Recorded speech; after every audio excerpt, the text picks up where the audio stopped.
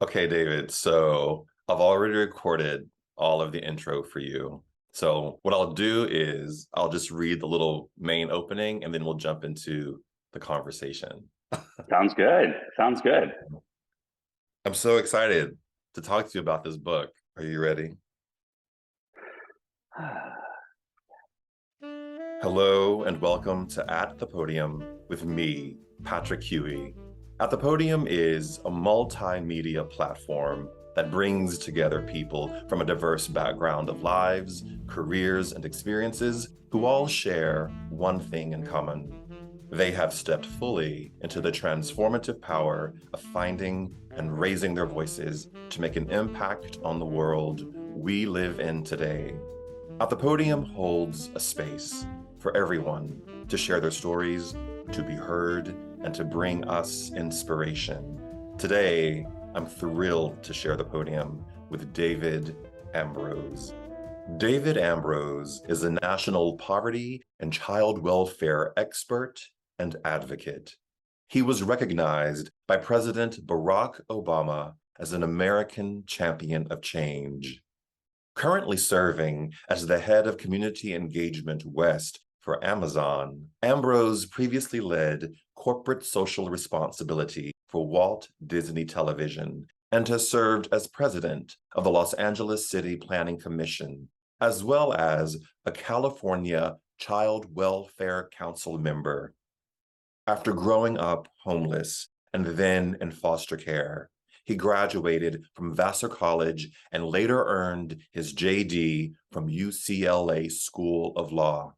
He is a foster dad and lives in Los Angeles, California. Before we hear from David today, I want to invite you to share at the podium with the people in your lives. If you find our conversation today helpful, and I hope that you will, take a screenshot and share on your Instagram and tag at the podium _ Patrick Huey. Or if you're on LinkedIn or Facebook, share our links there. Your shares, likes, and 5-star written reviews help grow our audience and move us up the charts. I'm grateful for your support in this capacity. Okay, David, welcome to At the Podium. Oh my gosh, that intro. I feel like I should turn around and find the right person you're trying to talk to. I guess that's me. Good morning, and thank you for having me. Good morning. It is you. It is you, David. And first of all, thank you for being here. And I just want to say thank you for the conversation we're going to have today. And thank you for writing this beautiful and sometimes deeply painful memoir about your life called A Place Called Home. And the book is actually available today for people to purchase. So our timing could not have been better. David, it was one of the most profound, most important books that I've read in quite some time. Wow. Yeah, yeah. Wow. Thank you. It's Wow. Yeah, for me, it was more than a memoir. It was a call to action against Yes. poverty, against homelessness, against hopelessness. Yes. And it really is a manifesto of survival and self-ownership in a foster care system that is oftentimes designed to keep brutalized children locked in what I describe as generational scarcity and Mm, violence. mm, wow. Well, first of all, thank you for saying that. That's exactly why I wrote it. I think we have this learned helplessness that Mm. we can't do big things or fix things. And that's even worse when people need us to throw them a lifeline. I don't understand it and I refuse to accept it. I think about a country that sent a person to the moon. We should not have homeless children or homeless families or struggling families or violence in state facilities that house children. We just won't and can't, and we shouldn't, and I won't let it happen for another generation. What you describe is really encapsulated in the first couple of paragraphs of the book, which I'm going to read, not the whole 2 paragraphs, but a section of it. Um, so when we first meet you in the book, you're 5 years old. It's almost the night before Christmas, and you and your family are wandering the streets of Manhattan, and you're homeless. And you write of this time, you say, on the fringes of this shiny holiday wonderland, in the dark alcoves and corners of the night, are people like us, passing like ghosts around and through the bright, clean tourists. We drift in circles, making our home everywhere and nowhere. We hunker down in the colorless crevices of the city, in the gray shadows of gray buildings where the gray snow is piled. We are great people fading to nothing. Our homelessness stretches on forever in all directions, a bus station, a subway car, a shelter, a hospital waiting room, a Bowery slum. We are disappearing into ghosts. We've done this before, walked with mom all night. We've never had a place to call home, never stayed in one place long enough for me to remember it. But for the first time in my life, though I don't have the words for it, I think we might die. Wow. I don't think I've ever heard anyone read those aloud. Yeah. I mean, David, what you're describing here is a profound poverty. It's not Oliver Twist. It's not a Hollywood version of what being homeless and living in poverty is like. You're describing a profound poverty that is incessant in your life. Yes. How did your family find themselves in this really dangerous situation? I think if we look around ourselves today, you will see homeless children and homeless families in these same spaces. Yeah. And the ways that we get there are the same ways that my family got there. We have taken a machete to the social welfare safety net, and then we're shocked when people fall through the gaping holes. We've shamed people with mental illness, which is starting to turn around, but still has so much farther to go. And my mom suffered profound mental illness. And through that gaping hole of the social welfare safety net, a woman and 3 children found herself on the streets. And we stayed there for 11 years. I think when I look around and when I'm active today, I see the same issues and the same pathways that families so easily inherit poverty and violence. And poverty is one of the most pernicious things in our society. We have a lot of shame about talking about a lot of things. And I think poverty is high on that list. My family stayed there for more than a decade, more than 2 decades. And when I got out of foster care, just flash forward a little bit, it's where I found my mom again, homeless. I think we might have stayed there forever and not necessarily made it out alive, but we did. And it was through a unique set of circumstances that we could talk about. But for most of my early childhood, my mom had a mental illness that was progressively getting worse. And that led the 3 of us, her children, to suffer alongside with her. It's almost like you 3 were mentally ill also because she was. You couldn't have a whatever normal means, but a normal existence because she couldn't have a normal existence. And the system did not seem able to respond to that. You know that phrase, we are soiling green? There has been such a knockdown of government. And what I'm always struck by is the way that I start my advocacy with folks is we have the best system ever invented in our country right now. And there's so much work we need to do, but there's good things happening. Mental illness, the kids that are affected by it in terms of their family members, is an untreated pandemic. So many people and so many families have someone within there, even families with homes, that are touched by this. And it is near impossible for us to help those family members. And when you're reliant on one human to guide you through this world, it becomes just an impossible task every single moment of the day to figure out the way forward. The 3 of us navigated on a live wire with my mother. We never knew what was going to come. And all around us were others. I remember it was the 80s. It was a very different New York City. Some listening might remember it was not the playground it is today. Yeah. And all around us were folks, people dying of AIDS. We had Vietnam vets everywhere. We had So many people disregarded by society. And that's where we found ourselves, collected with them in the gutters. And you had to fight to survive. And that's what the three of us did, the three children of my mom. And we tried to help my mom along the way. There are two moments in the book that stick out to me, thinking about what you and your siblings went through in terms of this real, as you describe it, fight and struggle to survive with your mom. There were two moments. It was the moment in the book where you go into the Wendy's bathroom and you lock the door and you empty out the clothes, Mhm. a few pieces of clothing that you as a family had, and you're in the sink washing the clothes. And you talk about how when you open the bag, you can't, like, the smell of the clothes that you guys have been wearing sort of just hits you because it's been sort of just held in that one small space, and you're in that sink and you're hoping no one comes in because that's the only way you know how to wash your clothes. And Mhm. then there's the moment when you're, and you go through a series of schools and in and out of schools, which you chronicle in the book, but you're sitting at the desk and you describe the lice just jumping off of your hair onto the desk and you're just smashing them down. Where do you as a 7, 8, 9, 10-year old even find the capacity within yourself to move through that and not just Mhm.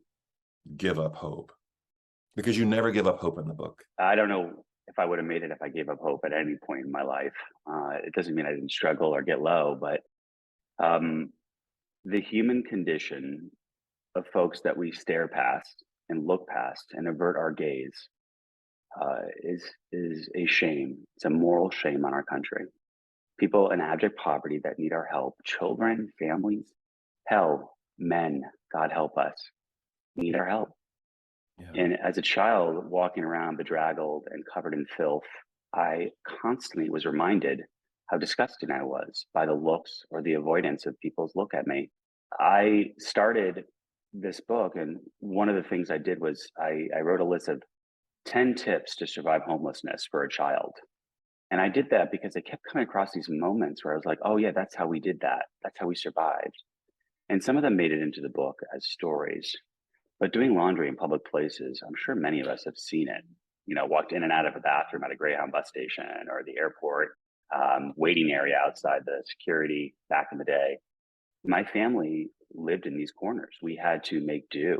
Um, the luxury of giving up was not something I could afford. We had to do these things. We had to find the next meal. And that sometimes meant stealing. That sometimes meant conniving our way. There's grocery stores in New York where you could get a sample of deli meat.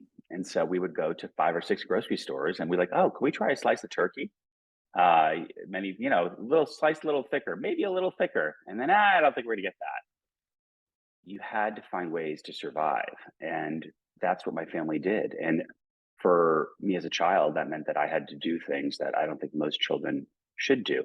But the other thing I would say about children is children are incredibly resilient. Mm-hmm. And these things that we think of as curses can become blessings.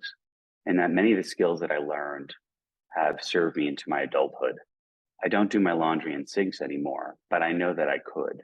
So when people are worried or freaked out about whatever, I am very grounded in what it means to be at the bottom. I don't necessarily lose my mind over certain things. I understand what it means to fall out of society, which is something we can all survive, but we shouldn't have children there and families. You can't have a healthy child if you don't have a healthy family. The family can't be healthy if the communities are impoverished, either with opportunity or with resources. So it's a whole ecosystem. So when I say the child, I mean the whole system that Mm-hmm. wraps their arm around it. Yeah, I one of the most burnt moments of shame in my life is also in the book where that woman at story time when I was a child Mm-hmm. stands in front of me, just towers over me. And I'm sitting next to her son, and we had been homeless for a while.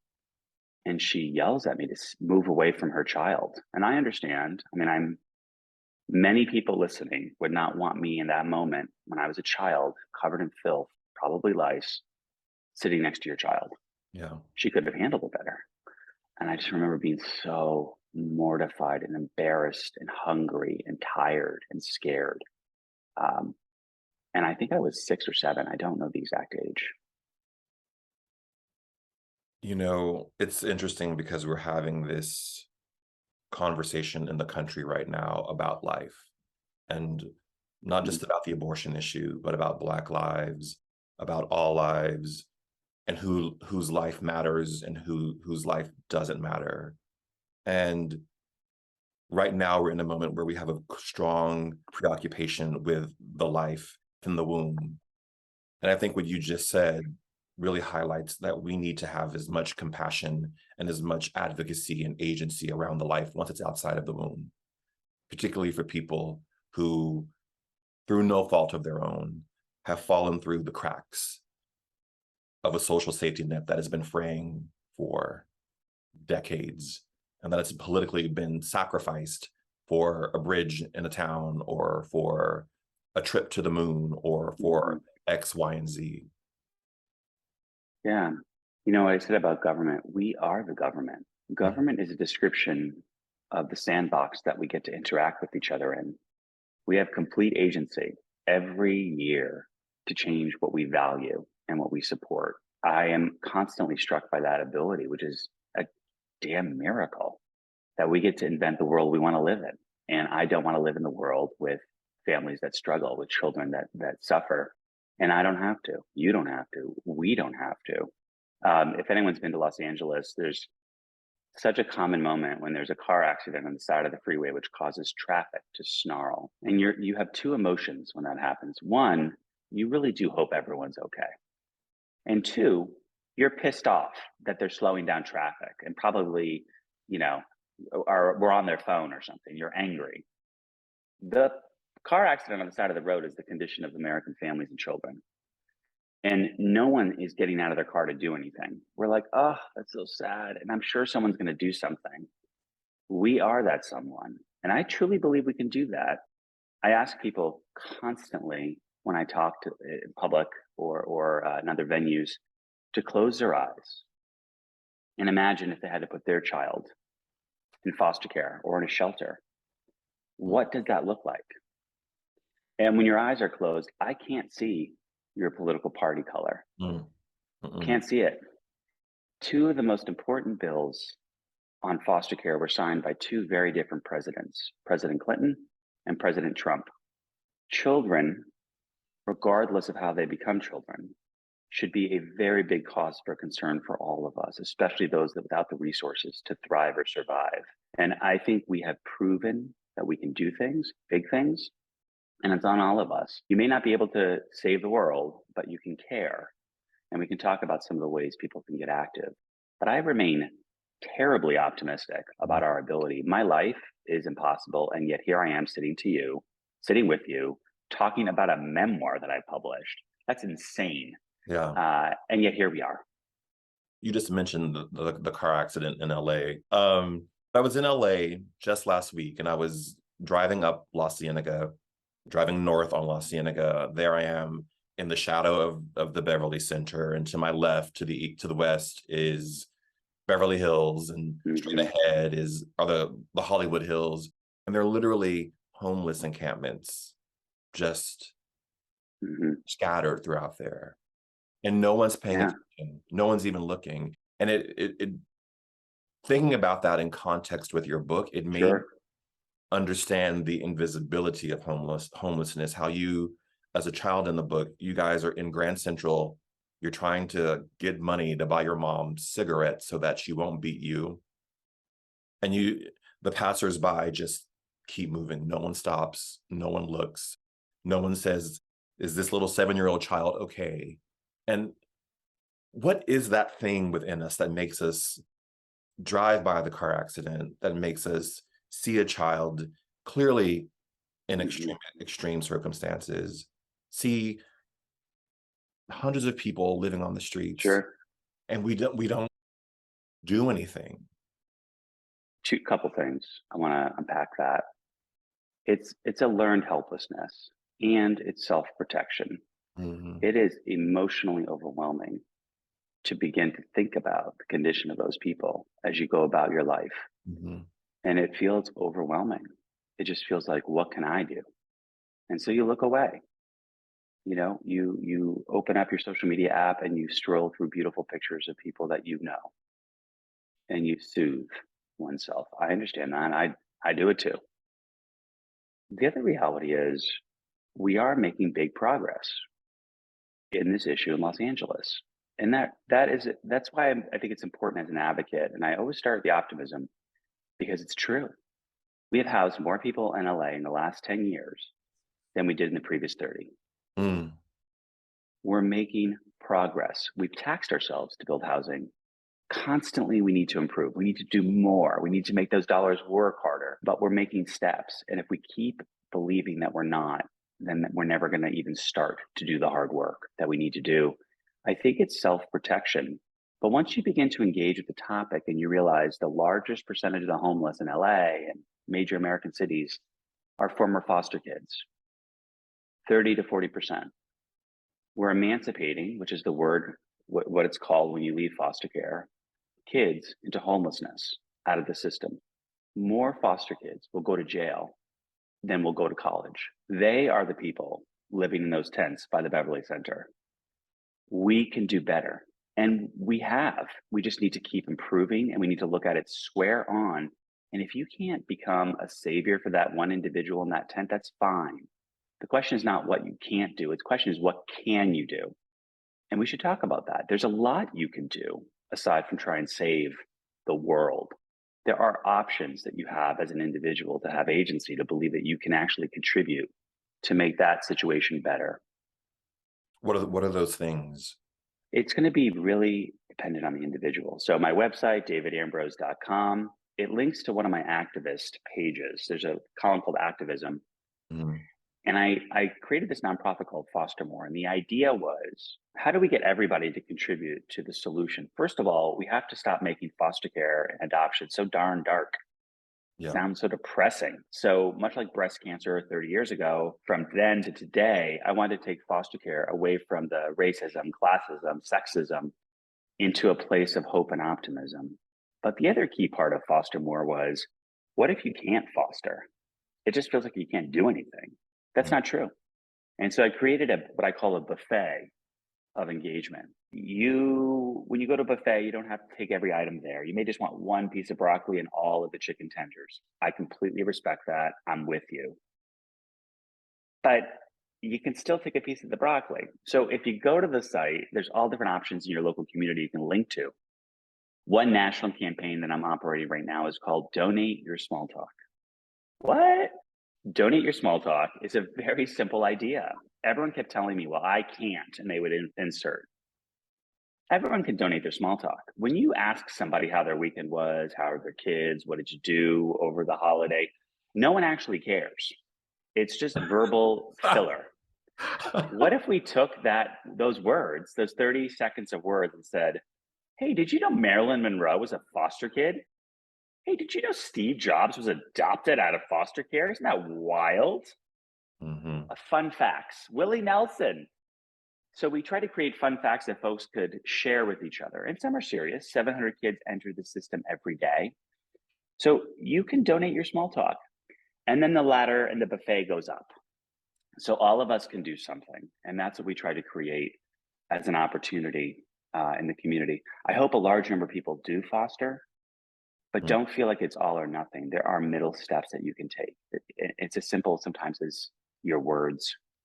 There's a great moment in the book, speaking of a buffet, when you and your siblings, Alex and Jessica, I think you go to Ponderosa. Ponderosa. And you're waiting outside for a family to leave so that you can rush into their table before the host or the server, if there's servers there, realize that there's been a switch because no one's really paying attention, which is kind of a metaphor for the world right now around no one's just paying attention. And you guys are like literally sitting there just like scarfing down all the food at the buffet of the Ponderosa. But it's really a beautiful moment because the manager realizes what's happening and she doesn't shoo you out. She really becomes one of the really beautiful lights for you all in the story. Absolutely. And even as dark as the story in some places becomes, you talk about that hope and these amazing people who are there for you, who support you. I'm thinking about your trip to Spain. I'm even thinking about Mel, who I want to Mm, talk about in a minute, because I think that relationship in the book is quite beautiful. But yeah, I love that. And I like you picked up on that. I call them occasional angels. yes, yes, occasional. Um, I really, it's like you're drowning and someone pulls you up just long enough to gulp air, Yeah. and that sustains you for just a bit more. And that's what I think is beautiful about us all having the ability to do something, which we were just talking about. Mhm. That individual was not going to foster that No. manager, but she benignly, as the manager, looked the other way while a starving family stuffed their face Mm. and then ushered us out. And there are so many moments that I write about where an occasional angel intervened in many different ways. Sometimes teachers would sneak a candy bar into our bag, or a church let us sleep in a linen closet when it got particularly cold outside. And you're like, well, why didn't they help you find a place? Because they didn't. But the linen closet was warm and we slept there, and that was okay. And there's one particular occasional angel, Holly. I volunteered at the YMCA, and Mhm. it was really to get out of this really terribly abusive foster home. And this woman saw what was going on, and she fought for almost 2 years to get me. She wasn't a foster parent. Her and her husband, Steve, fought to get me. It's a working class family with not a lot of resources. And that was the occasional angel. We can Mhm. all be occasional angels. And I truly believe that. And I try and model it in my own life, but we're imperfect. It's something, you don't have to be an angel. You can sometimes just do something.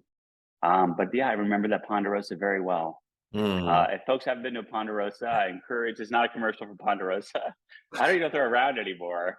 I don't But it's know. a I don't buffet. know. It's a buffet. You pay on the way in, and then you go in and you eat your heart's content. How very American. Right. And Holly and Steve are an amazing arc in the book and in your story.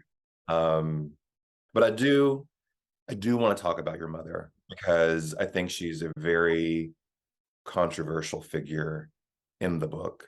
And you talk about, you describe her as someone who threw you overboard and at the same time threw you a lifeline. And when you and I spoke prior to this call, you talked about some of the very negative words and negative energy that are being hurled at your mother right now from readers of the book.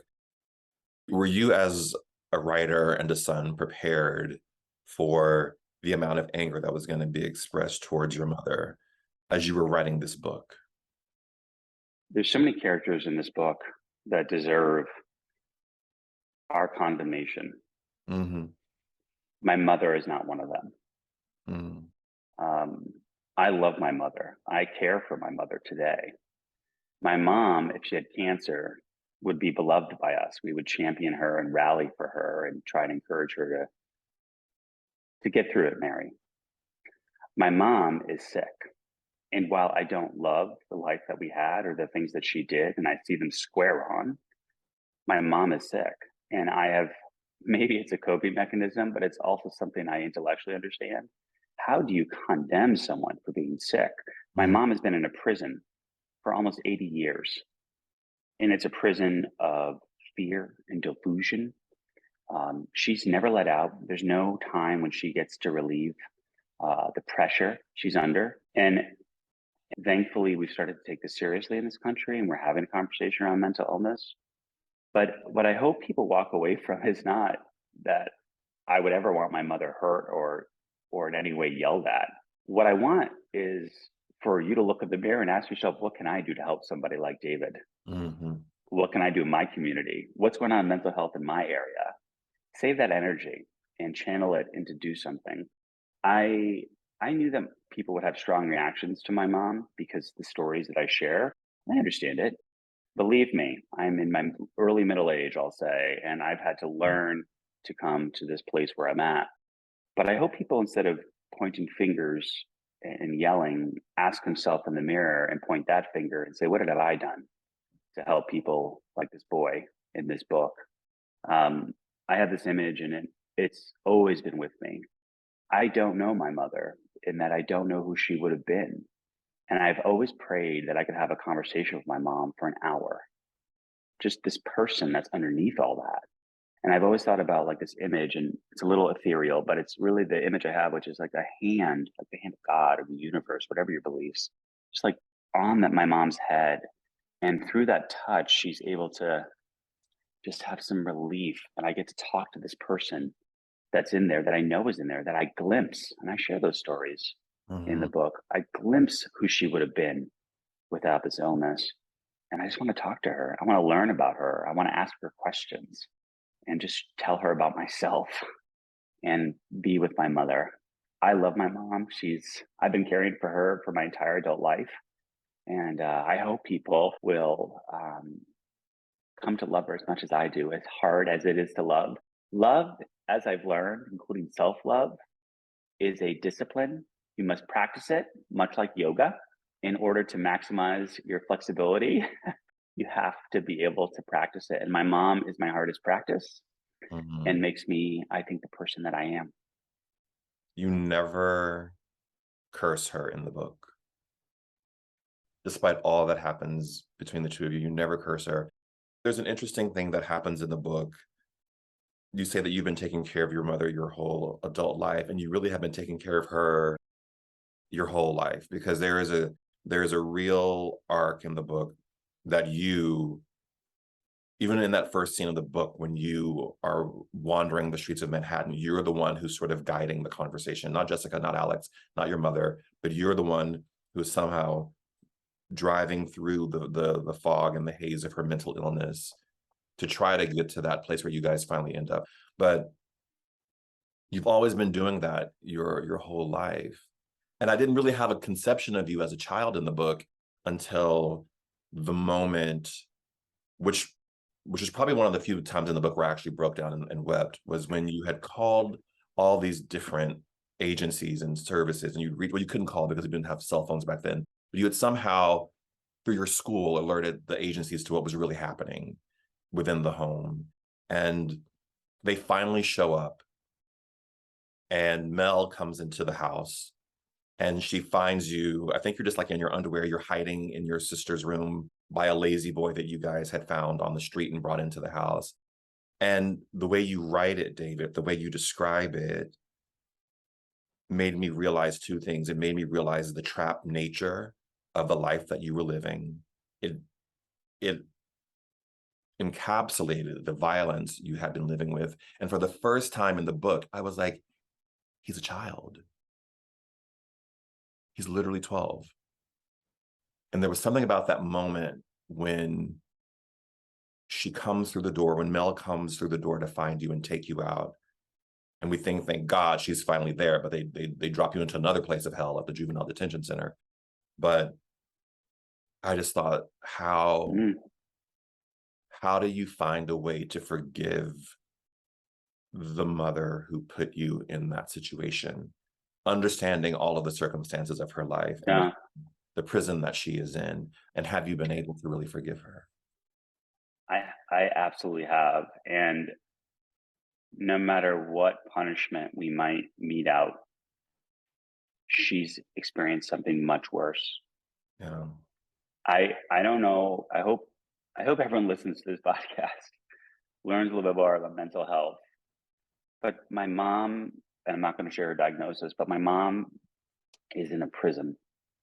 And I can't imagine a worse thing than 80 years of sustained fear, profound fear and delusion. I just can't imagine. Yeah. And that is much worse than anything I could ever ask for or would want. And the other piece, honestly, is it was at first a necessity because this woman, at the one hand, was my worst punisher for nothing. And on the other hand, the only way that I was able to survive. I did not have the knowledge or coping or skills or legal rights to do things. And so this woman was both my jailer and the woman that kept me alive. Mm. Despite everything, I did not know how to do things. And so she was both. And I'll tell you, when I went into foster care, with the one exception, I went into a system that punished me equally, if not worse, but didn't love me. And my mom loved me. Mm. Her three children have advanced degrees, healthy families. and successful lives by every external metric. How is that? And that's my mom. My mom is a woman of many contradictions, but I am an agent for change and have the life that I have today because of this person. And I love my life. I love who I've become, and I love the people in my life. So, did I want that life? Absolutely not. Would I change it? Absolutely not. Um, so, nothing I could do would be worse than my mother's already suffered. I had to forgive in order to survive. And in my older age, I realized how blessed I am to be where I'm at. And that's because of the life that I led. You write of the foster system, and I'm going to read it. Your writing is so beautiful. When people read this book, they're going to be, I think what makes the story really bearable to read is how you've constructed the story, and that you've really allowed the poetry of the writing to sort of soothe the horror and the darkness of the experience. But I love that you say you wouldn't change your experience. I think it was Maya Angelou, who I don't quote very often, who said I wouldn't change my journey for anything, or I wouldn't change my journey now. But the journey is what both of our journeys brought us to this moment at 8 a.m. today, having this conversation. And but for our That's journey, right. but for our journeys, we wouldn't be here, right? Yeah, that's exactly right. But you write of the foster care system, and I just have I have to read it because you write it better than I could ever sort of distill it down. You say, we remove kids from unsafe situations without hope. Then we put them in a system that further destroys them. Many of them will serve time in juvenile prisons and then be sent back into the streets, still deprived, abused, assaulted, and missing school, with a lack of care and adult supervision. They'll return to juvenile detention for the same petty thievery and other crimes, and it will escalate. There's no one to save or stop them, to hug and nurture them. Then we're shocked when at 18, they're in poverty, just like their parents. If we tried, we couldn't design a more perfect system to perpetuate violence, poverty, and racism. This governmental structure functions as a pipeline to prison. So can, as you described it, as you have interfaced with it, can the foster care system be saved? Oof. It's so weird to hear your own words. Oof. Yes. That's a particularly dark moment, but I know it can be. I know it can be. My sister is a social worker for many years. Mm-hmm. I am an advocate and deeply involved. It absolutely can be because it must be. What else are we going to do? Mm. There are children that need to be removed from their families. That is an awesome and violent power that we give the government that is absolutely necessary. But 2/3 of the children entering foster care are there for neglect, which is a euphemism for poverty, which is a euphemism for racism and classism. We can keep those 2/3 out of the system by helping their families. It's hundreds of thousands of dollars to care for a kid in foster care. If mom or dad, or mom and mom, or dad and dad need a job or help or mental health care or a bus pass or rent for a month, why don't we preserve that family and keep those 2/3 from coming in the system and being ground down? And then we could focus our energy, our love, and attention on those children that really need to be in the system. My afterword of the book is a prescription for policy on what we can do. And I encourage readers, once you get through the story, to read it and ask their elected people to do these things. There are simple solutions, and we're doing it. You may be familiar with Congresswoman Karen Bass, who's running for mayor here in Los Angeles and is going to win. A lot of foster kids call her Moses. Yeah. Because of the policies and the congressional committee she founded on foster care and adoption. She's not sitting on the sidelines. She saw back when she started her advocacy stuff that was going on in her community. And from that nonprofit, she went on to run for office and is now, in my opinion, going to run one of the most important cities in the world. People have agency and power to do something. And if you're not sure what to do, find people that are and lean in and help them. Mm. So yes, I absolutely believe we can fix the system. I said it earlier, we have the best system ever invented right now. It's the most aware, transparent, and we can still do better. And I truly believe that for the first time ever right now, President Trump signed a bill allowing states to use money to preserve families, to prevent the need for foster care. Mm. It was buried in another bill, but it's now the law, and states can opt in to do that work. Everyone's like, well, that's so technical. Yes, because policymaking is technical, which is why we should hire experts, not celebrities. But we can all do something. I'm so bullish on it, which is why I wrote the book in the first place. Inspire people with my story, show the most vulnerable part of my soul so that you feel something, big feels, I to love big motivate feels. you to go do something. And that something has to be to fix the system. We cannot give up on it. Giving up on it means more homeless children. It's more women struggling. It's more people with mental health dying every day on the streets of this country. We simply cannot give up. We cannot, and I won't. There's a point in the book where the social workers come to your house. Your mom is in the same room with you. You're there. And they start asking you in front of her about the abuse you've suffered at her hands. And I thought, why are they doing that? Why are they doing that? And obviously, then there may be reasons and laws that govern that kind of interaction. But to me, it seemed like the most defeating thing to do is to question the victim in front of the abuser. I appreciate you pointing that out, but I would just note there's so many moments like that. There's a moment in the book where we're in court being evicted, Yep. and I'm facing a judge who's telling a woman and three children they're going to go live on the street now. How is that any different? You're a person in state power condemning this family to potential death so casually and over a couple $100. There's so many moments that we interact with actors that have the power or decide not to use it to help or hurt my family or myself. We are so ready to question the motives of foster parents or the failures of social workers, but we never ask ourselves tough questions. We never ask ourselves, what have I done? What can I do? What might I do? Absolutely should not have happened. And yet here I am Mm. telling the story. But I want us to put down the pitchforks, pick up the internet, and find out what you can do, because that absolutely should not have happened. When you underfund a system and overtax these social workers with too many kids, and we underpay them so they churn through and they have to have master's degrees, what do we think is going to happen? When Yeah. you drive a car with no engine, it doesn't go very far.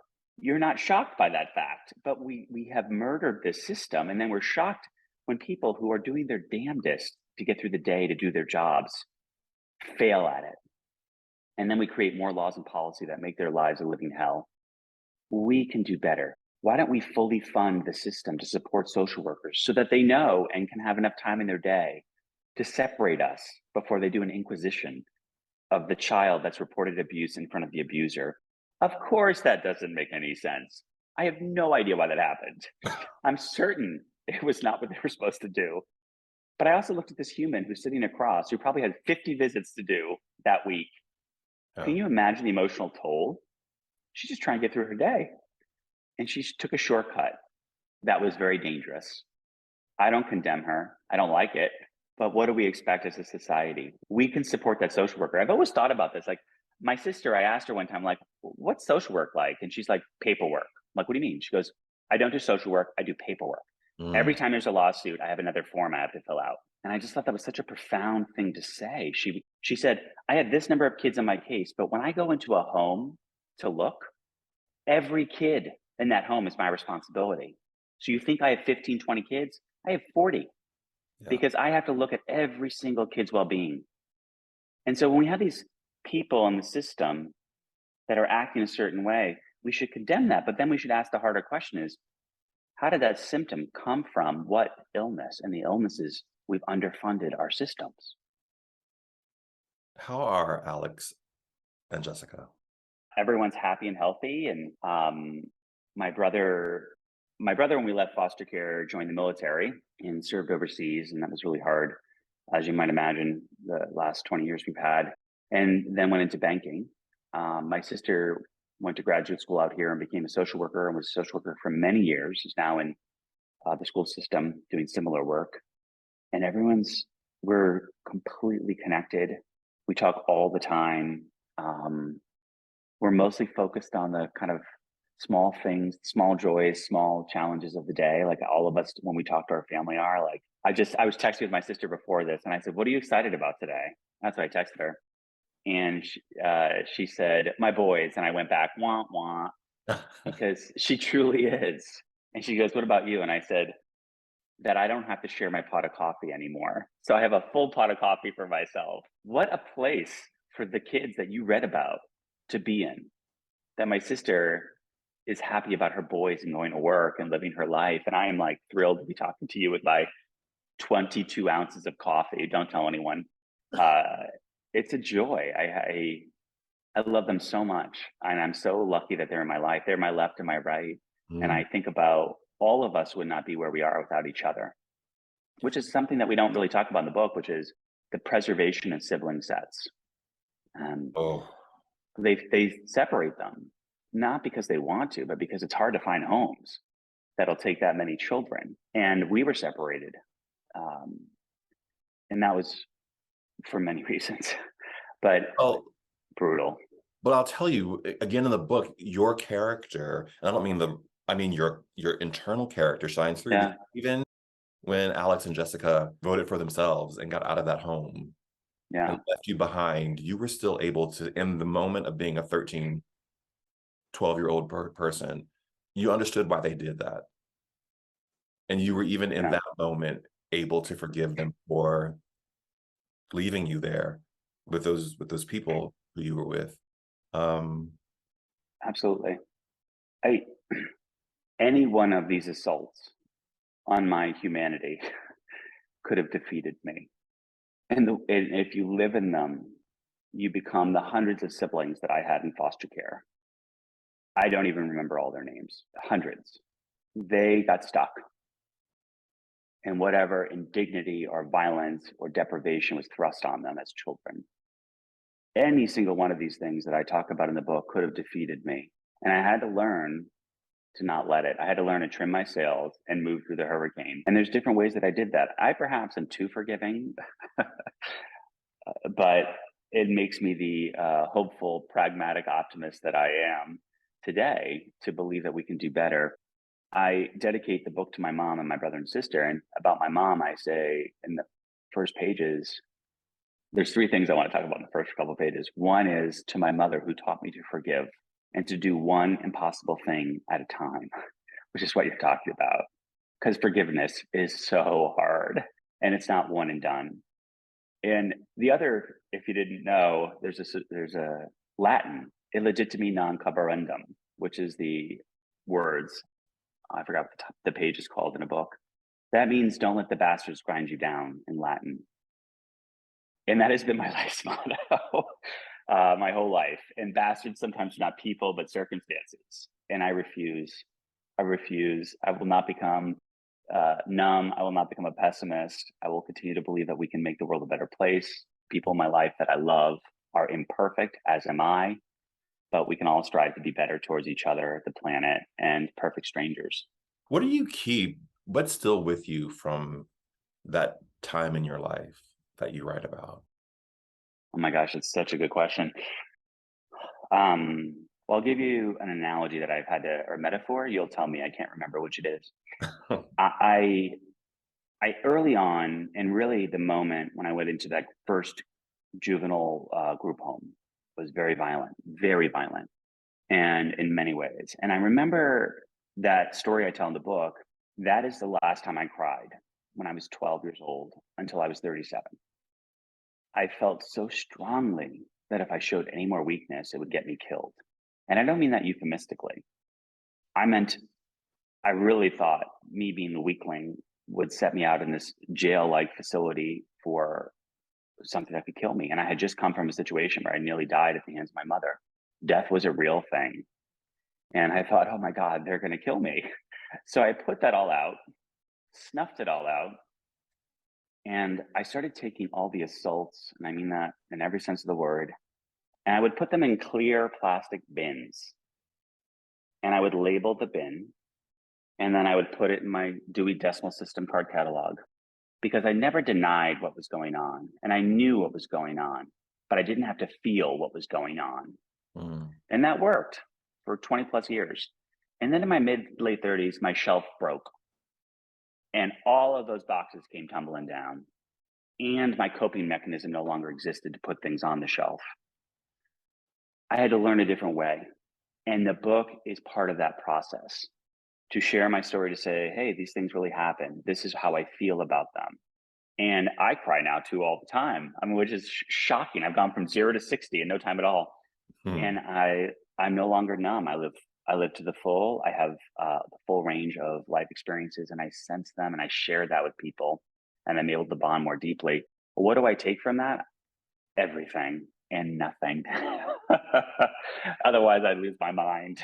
I think part of, and you just said it, I think part of what makes the book so powerful, and I think why the book will have the effect that I think you want it to have, is because we all live with those things that we put in boxes and label and put them on a shelf. We all live with maybe not the shame of poverty, but we definitely live with the poverty of emotion, the deficits of love.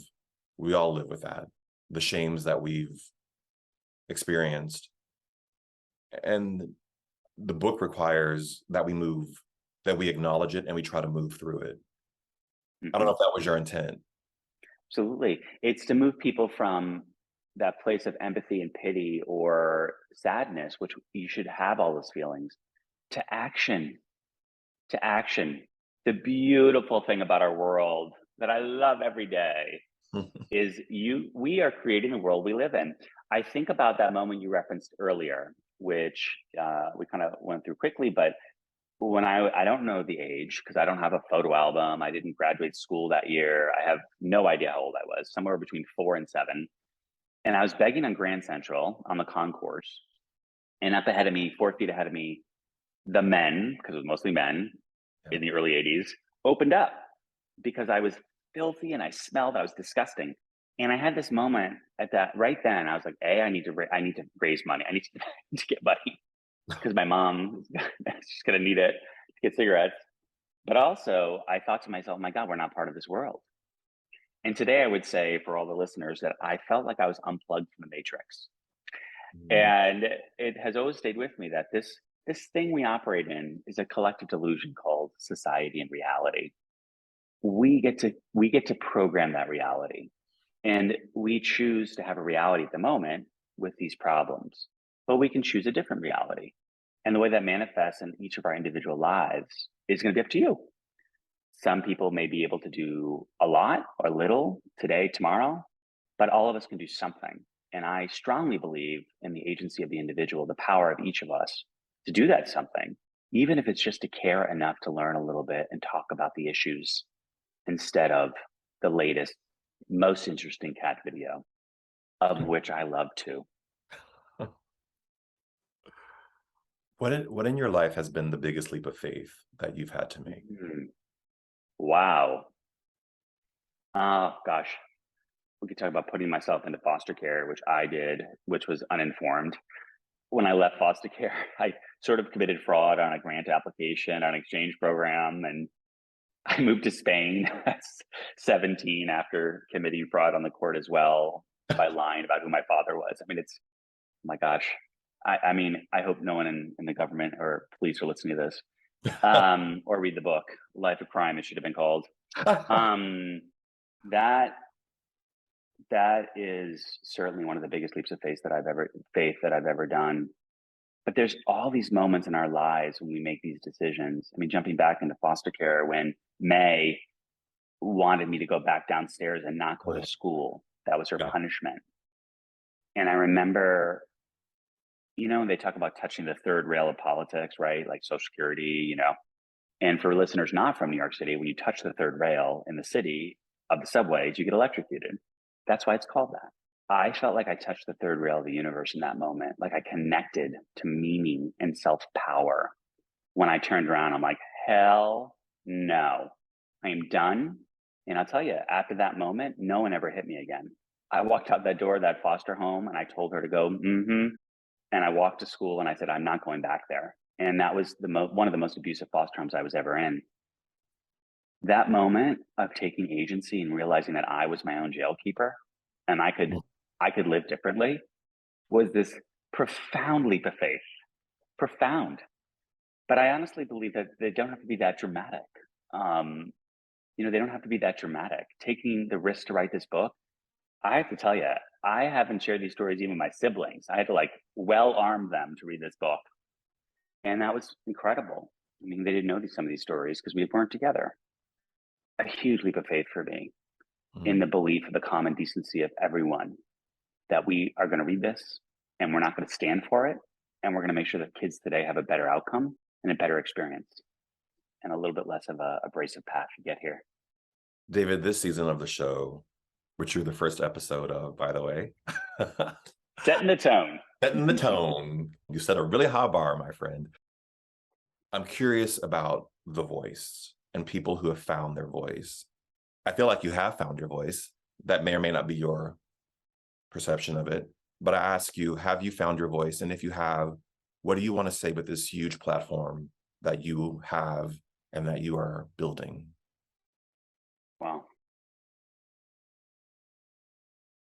It's my core belief about the goodness of all of us that has to meet the other belief that I have, which is we each individually are the change that we're waiting for.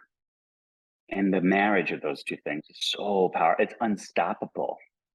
And I want people to hear my voice and ask themselves every single day, what can I do?